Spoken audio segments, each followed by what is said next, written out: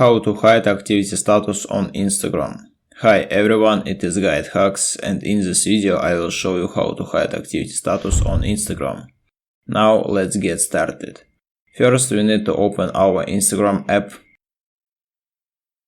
Then we should go to our profile just by clicking on the profile icon at the bottom. Here we need to tap on the three lines at the top right corner. Now just tap on the settings at the top. Then we need to tap on privacy. And here we should find activity status and tap on it.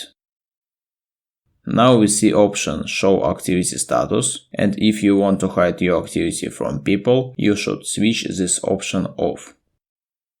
If you change your decision, you can turn it on anytime.